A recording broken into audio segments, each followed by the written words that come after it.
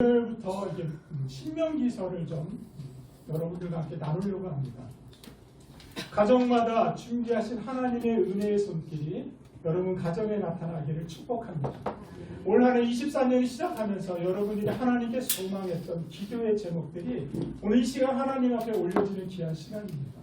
첫 시간에 하나님 앞에 드려지는 귀한 예배의 시간이 여러분의 기도의 소원들이 하늘에서 이루어진 것 같이 땅에서도 이루어지는 역사가 이 장소에서 일어나기를 축복합니다. 할렐루야. 자, 오늘부터 살펴볼 책은요, 모세 오경 중에 5번째 책인 신명기서를 좀 살펴보려고 합니다. 신명기 하면 신명기의 뜻이 뭔지 아세요, 여러분? 신명기는요, 다시 하다, 되풀이하다, 말하다라는 의미가 있습니다. 오늘 신명기 서론을 오늘 좀 다루는데 서론은 좀 지루할 수가 있어요. 성경은 매 순경, 어느 순경이 됐든지 간에 성경의 서론을 알아야 신명기가 무엇을 말하고 있는지를 우리가 캐치할 수 있어요. 서론을 설명하지 않고 설교를 바로 시작하면 이 신명기가 1장부터 34장의 내용이 무슨 내용인지 우리가 알 수 없어요. 그래서 저마다 자기가 느낀 대로 자기가 해석한 대로 적용을 하게 돼요. 그러면 하나님의 말씀하고는 전혀 상관이 없는 거예요. 하나님 따로 나 따로가 되는 거예요. 그러나 성경에서 말하는 이 서론을 좀 듣다 보면은 신명기가 이런 얘기를 하고 있구나. 하나님의 음성은 이런 거구나라는 것을 문맥 안에서 들을 수 있어요. 우리는 하나님의 음성이라고 해서 그냥 막 듣는다고 생각하는데 그런 음성은 전혀 없어요. 성경에서 말하는 하나님의 음성은 성경 속에서 문맥과 문맥의 흐름 속에서 말씀하시는 그 음성을 들어야 제대로 된 하나님의 말씀을 들었다고 해줘요. 그래야 그 말씀대로 우리가 갈 수가 있는 거예요. 성경에서 하나님의 말씀을 듣지 않고 자기 마음식대로 자기 마음대로 신앙생활을 해서 이스라엘 백성들이 어떻게 되었는지가 오늘 신명기서를 설명해주고 있어요. 우리의 삶이 그러한 신자가 되지 않도록, 우리의 삶이 그러한 모습이 되지 않도록 모세가 신명기를 통해서 뭐라고 말을 하는지, 오늘 모세의 음성을 듣는, 모세의 음성이 듣고 싶으신 분들은 신명기서를 좀 읽어보면 모세가 이스라엘 백성들에게, 아니 모세가 다음 세대들, 새 시대인 다음 세대들에게 뭐라고 설명하는지를 제대로 들을 수가 있다는 거예요. 그래서 신명기는요, 한자로 말하면, 한자기 신자를 쓰면 되풀이하십니다. 그러니까 신명기는 우리말로 하면 명령을 되풀이한 책이다라는 거죠. 그러니까 거듭 말씀한 책이다라는 거예요. 그래서 하나님의 명령을 반복해서 모세가 다시 했다라는 뜻을 갖고 있습니다. 그런데 히브리어 성경은요, 신명기를 토라라고 얘기해요. 토라라는 말은 그 말씀들이다라는 거예요. 신약 성경은 매일 첫 성경에 시작되는 첫 단어, 2단어를 가지고 제목을 적었어요. 우리나라 성경하고 좀 틀리듯이 히브리 성경은 첫 1장 1절에 나온 첫 단어, 2단어를 가지고 말씀들이다라는 말씀을, 이는 말씀이니라라는 제목이에요. 그러면 신명기서는 어떤 말씀을 간직하고 있는 책일까? 자, 우리 1절 한번 읽어볼게요. 신명기서는 어떤 말씀을 간직하고 있는지. 자, 같이 1절 한번 읽어봅니다. 이는 모세가 요단 저쪽 숲 맞은편에 아라바 광야 곧 바란과 도벨과 라반과 하세롯과 디삽 사이에서 이스라엘 무리에게 선포할 말씀입니다. 주어가 누가 되죠? 하나님이 아니라 모세가 주어가 되고 있습니다. 그러니까 모세가 누구에게 말씀을 전한 거예요? 이스라엘 백성들, 온 이스라엘 백성들에게 주고 있는 말씀이니라.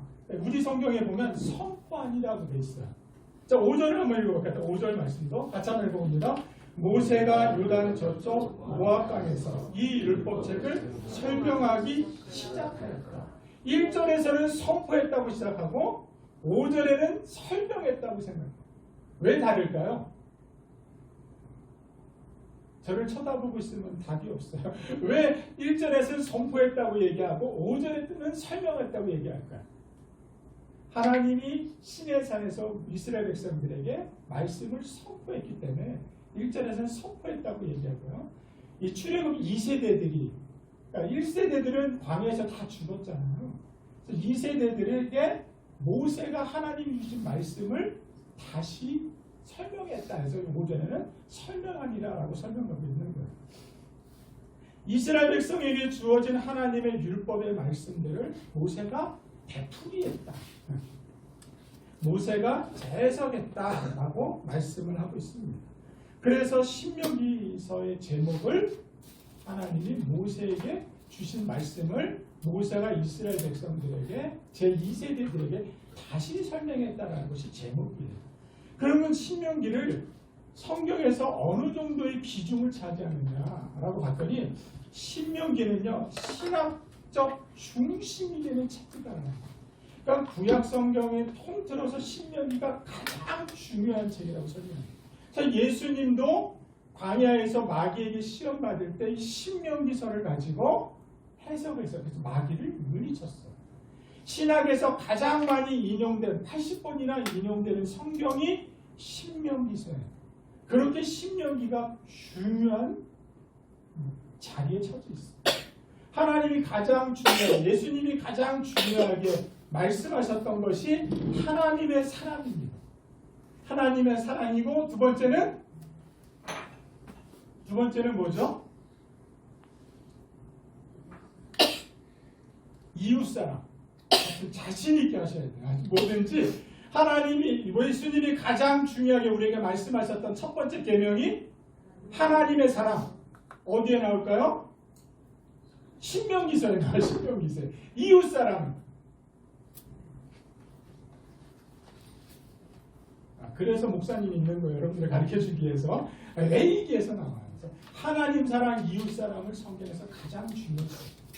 하나님의 사랑을 받은 우리는 가정에서 이웃 사랑을 실천해야 되고, 우리 한 주변에서 이웃 사랑을 실천해야 되고, 교회 안에서 이웃 사랑을 실천해야 돼요. 하나님의 사랑이 내게 있는데 어떻게 우리는 가만히 있어? 예배가 끝나도 목사님 제가 할 일이 뭐 있지 않아요? 목사님 제가 무슨 할 일이 있을까요? 무거워가지고 예배 끝나면 다 가는 게 아니에요. 목사님이 갈 때까지 같이 있어줘야 돼. 그렇죠 목사님? 네, 그렇대잖아요. 여튼 우리는요 올해 1월 첫째 주부터 하나님 사랑, 이웃 사랑을 배워서 실천할 수 있게 되기를 주님의 이름으로 부탁을 드립니다. 그럼 신명기서를 쓴 목적이 뭐냐는 거예요. 목적. 따라해볼까? 잊지 말자. 실수를 반복하지 말자. 그런 내용이에요. 1세대들이 왜 광야에서 죽었을까요? 그들이 먹을 것이 없어서 죽었나요? 그들이 물이 없어서 죽었나요? 신명기서는 그렇게 말을 하지 않아요. 광야는 물이 없고 먹을 것이 없고 아무것도 없어요. 진짜 아무것도 찾을 것이 없는데 그들이 그곳에서 죽은 이유를 신명기가 설명해줘요. 그들은 먹을 것이 없어서 죽은 게 아니에요. 물이 없어서 죽은 게 아니에요. 그들이 죽은 거는 하나님의 말씀을 지키지 않아서 죽었어요. 불순종 때문에 그랬다는 거예요. 오늘 살아가는 우리들에게도 하나님의 말씀에 불순종하면 광야 1세대 세대처럼 다 죽을 수 있는 거예요. 우리가 살아가는 이 세상에 먹을 것이 없어서 우리가 죽나요? 먹을 거 많은 것 같아요. 아무 말씀도 없는 거 보니까. 그럼 돈이 없어서 죽나요? 아니죠. 여러분 착각하시면 안 돼요. 이스라엘에서 1세대가 광야에서 어려움이 생길 때, 힘듦이 생길 때 그들이 동일하게 외쳤던 말이 뭔지 아세요? 광야로 가자. 애굽으로 가자는 거예요. 애굽에는 뭐가 있기 때문에? 먹을 것이 있기 때문에 가자는 거예요. 근데 하나님은 광야에서 이스라엘 백성들을 믿음의 훈련을 시켜요. 너희가 광야에서 떡으로만 사는 것이 아니라 나로 인해 살 수 있는 거라고 가르쳐줘요.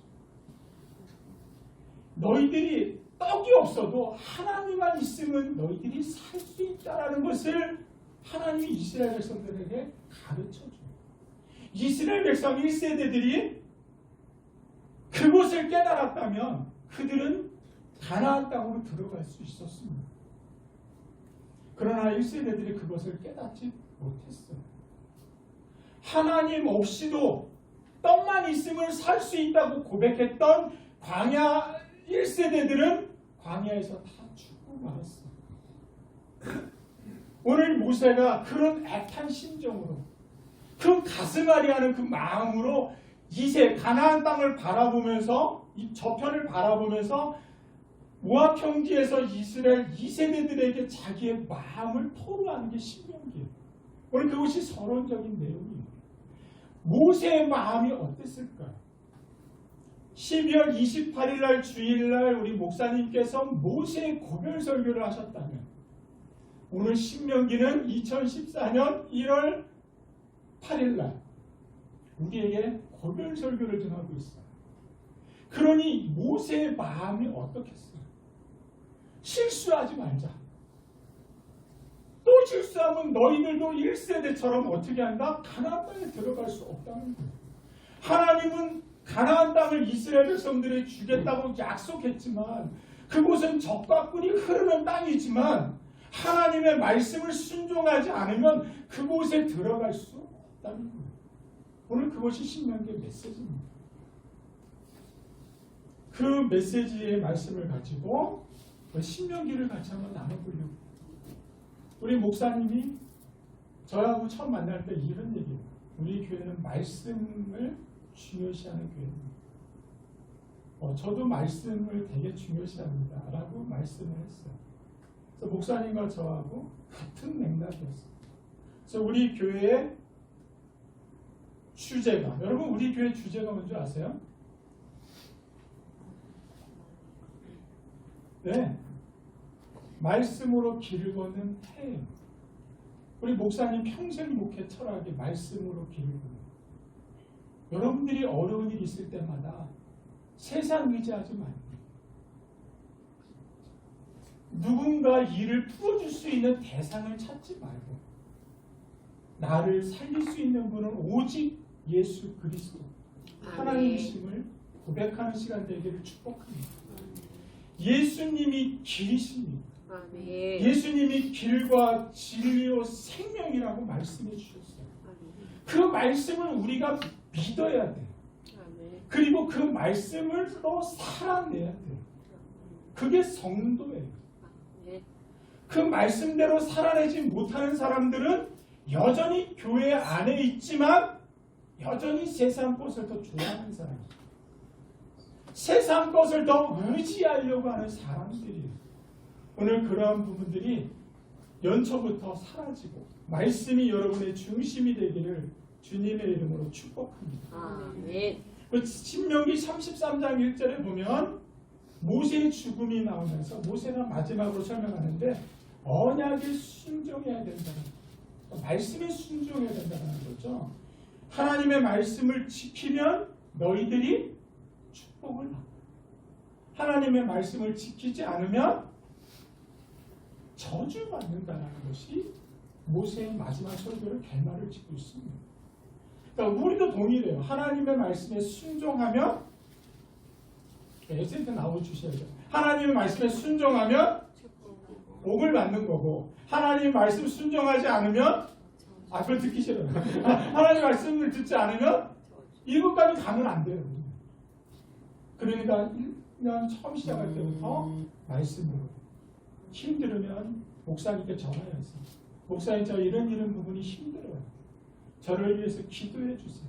그러면 제가 말씀을 의지하여 그 길을 걷겠습니다. 나는 신앙의 고백이 그게 우리의 고백이 돼야 돼요. 그게 신앙 고백이에요.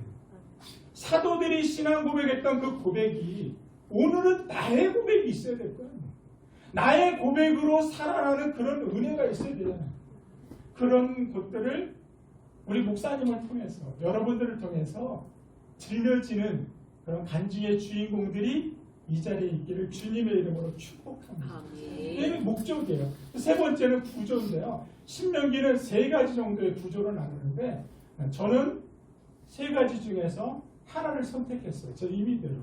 신명기는 모세의 설교의 세 편이 나와 있습니다. 1장부터 4장이 모세의 첫 번째 설교인데 역사적인 선언을 하고 있어요. 역사적인 회고를 말하고 있어요. 1장부터 4장을 이제 들어갈 텐데 너희 조상들이 어떻게 길을 걸어왔는지, 하나님이 너희 조상들을 어떻게 이끌어 오셨는지를 기록을 하고 있어요. 그리고 그 말씀에 순종하지 않았을 때 어떻게 됐는지를 들려주고 있어요. 가르쳐주고 있다는 거죠. 그러니까 너희 2세대들은 어떻게 하라? 잊지 말자는 거예요. 기억하라는 거예요. 하나님이 어떤 분이신지를 기억하라. 실수를 반복하지 마라. 라는 것을 말씀해주고, 두 번째 모세의 설교가 5장부터 28장까지 설명하고 있는데요. 신명기 법정, 그러니까 십계명을 다시 설명하고 있어요. 그것이 5장부터 28장까지 굉장히 중요한 말씀들이 그곳에 담겨 있어요. 그리고 모세의 세 번째 설교가 29장부터 32장까지 모압 앞에서의 결혼식, 언약식 이렇게 얘기해요. 그래서 그 하나님과의 다시 언약을 맺고 가나안 땅에 들어가는 모습을 설명하고 있습니다. 그렇게 해서 오늘 서론 공부를 좀 마쳤고요. 그러면 자, 본문을 잠시 한번 살펴보겠습니다. 사랑하는 여러분, 우리 교회가 2023도 표현은 말씀 안에 길이 있다는 겁니다. 말씀 안에 길이 있기 때문에 두려워할 이유가 저희에게는 하나도 없어요. 우리 앞에는 무서워하고 두려워하고 경험하지 못한 일 때문에 여러 가지 생각들이 있지만 오늘 말씀을 통해서 우리 교회 표어대로 말씀에는 길이 있습니다. 길이 있는 사람들에게는 두려움이 없잖아요. 길이 없는 사람에게는 두려움이 있어요. 제가 드럼을 치려고 해도 드럼을 길이 모르니까 두렵잖아요. 앉으려고 하는 자세가 어려워요. 그러나 길을 가르쳐 줄 수 있는 사람이 있다면 두렵지 않잖아요. 아들 누구죠? 둘째 아들 율민이 자꾸 드럼 치려고 나와서 막 드럼 치려고 막 그래요. 오늘은 재영이 형이 나온다. 아 그래요?